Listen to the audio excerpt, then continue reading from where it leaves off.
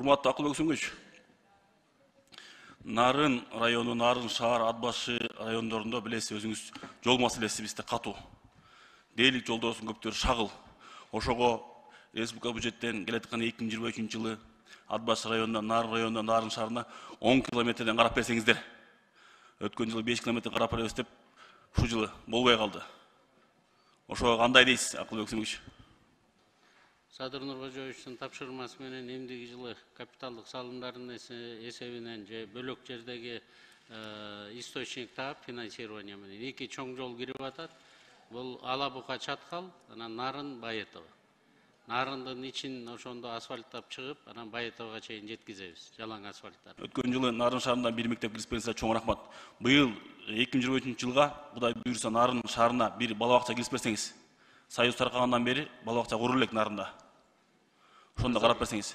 Улан Болотбекович, ал мектепти сөзсүз түрдө бүтүрөбүз. Чоң рахмат. Андан кийин Акылбек Сөңгөч, Минтрансқа караштуу Нарын шаарында, ДУ-8-ке караштуу, ДЕП-8-ке караштуу бала бакча бар экен.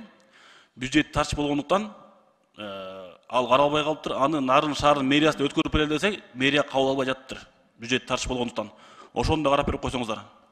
Кабыл алабыз, садик. Даяр садик болсо эмне үчүн кабыл албайбыз? Даяр садикти, даяр садик. Дорожниктер берем десе, кабыл ала беребиз биз. Минтранстын өкүлү жок, Акылбек Сөңгөч. Азыр өзүбүздүн каражатыбыз менен өзүбүздүн жолдорубузду, айылдын жолдорун оңдоп жатабыз.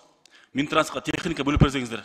Техника арендаға алып, мамлекеттин жолун өзүбүз оңдоп атабыз да. Биз уруксат бердик, 2,5 миллиардка техника алгыла деп атабыз да. Башталды, ошону айтып койсун өзү. Өткөн жылы бюджетке кирип, жолдор бүтпөй калды. Ошону да карап койсоңуздар.